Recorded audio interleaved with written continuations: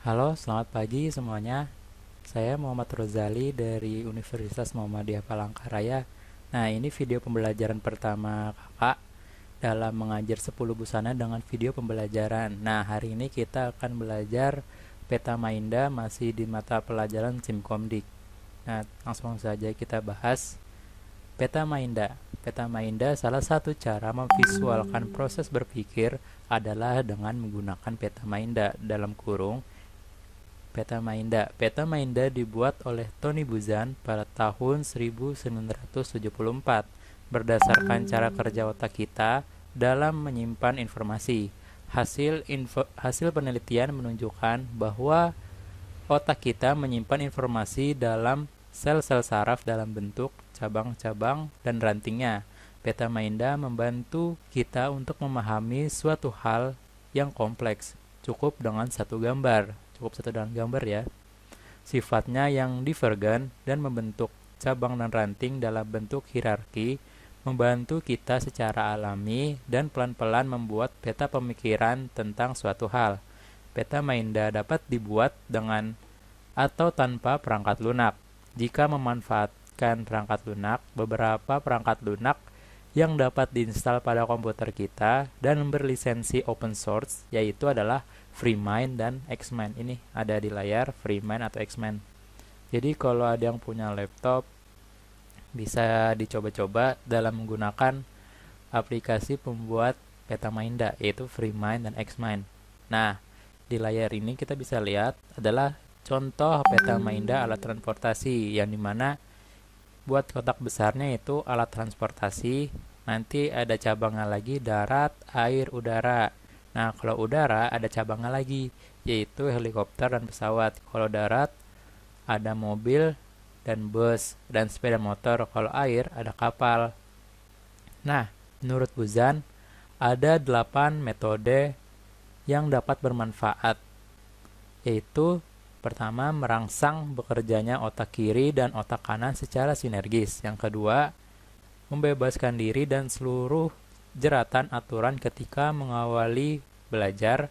Yang ketiga, membantu seseorang mengalirkan gagasan tanpa hambatan. Itu ketiga. Yang keempat, membuat rencana atau kerangka cerita. Yang kelima, mengembangkan sebuah ide. Yang keenam, membuat perencanaan sasaran pribadi. Yang ketujuh, meringkas isi sebuah buku. Dan kedelapan, menyenangkan dan mudah diingat. Nah, jadi kalau kalian kan 10 busana, berarti nanti akan merancang busana. Nah, nanti bisa tuh pakai peta Mainda. Atasannya gimana, bawahannya gimana, begitu. Nah, selain itu, metode ini dapat dimanfaatkan untuk berbagai bidang, termasuk bidang pendidikan. Menurut Michael Ko, kegunaan metode peta Mainda antara lain sebagai berikut. Di sini ada 4 dari Michael, yaitu memberi pandangan menyeluruh pada permasalahan pokok. Kedua, merencanakan rute atau kerangka pemikiran suatu karangan. Ketiga, mengumpulkan sejumlah besar data di suatu tempat. Keempat, mendorong pemecahan masalah dengan kreatif. Nah, membuat peta Mainda untuk memvisualkan ide atau gagasan bukanlah sesuatu yang sulit. Berikut langkah sederhana memvisualkan gagasan tentang liburan keluarga. Nah, di sini ada contoh dalam membuat peta Mainda dengan tema liburan keluarga. Yang pertama, buat subjek. Oh, ini berarti pakai aplikasi yang tadi. Aplikasi FreeMind atau Xmind yang diinstal pada komputer. Kalian cukup mempelajarinya aja, tidak usah mencontohkan atau mengikuti. Nanti kalau ada tugasnya baru bisa kalian ikuti. Nah, pertama buat subjek atau judul. Langkah pertama, tentukanlah subjek atau judul yang akan dibahas. Tuliskanlah di dalam tengah peta Mainda, karena subjek ini akan menjadi center dalam peta Mainda Anda, sama seperti contoh yang tadi. Di sini center berarti alat transportasi menjadi senternya. Nah, kedua, buat cabang-cabang utama. Selanjutnya, tulislah ide-ide yang terlintas yang terkait dengan subjek. Misalnya, 1. Aktivitas apa saja yang ingin dilakukan? Kedua, apa saja perlengkapan yang perlu dipersiapkan. Ketiga, siapa saja yang akan diajak ikut serta. Keempat, kemana saja tujuan perjalanan liburan kali ini. Nah, dalam contoh berikut, dibuat 4 cabang utama yang terdiri dari aktivitas, perlengkapan, siapa, tujuan. Nah, jadinya di sini nih, senternya adalah temanya liburan keluarga. Cabangnya ada 4, yaitu aktivitas, perlengkapan, tujuan, dan siapa. Nah, ketiga, kembangkan cabang-cabang utama.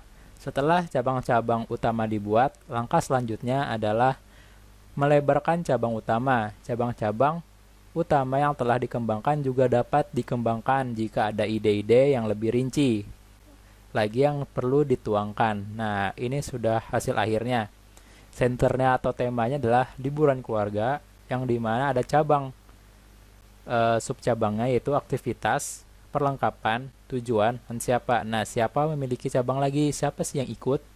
Yaitu di sini ada ayah, ibu, adik, sepupu. Nah, tujuannya ada pantai, taman, gunung, dan waterboom. Aktivitas, berkuda, berenang, belanja, dan main bola.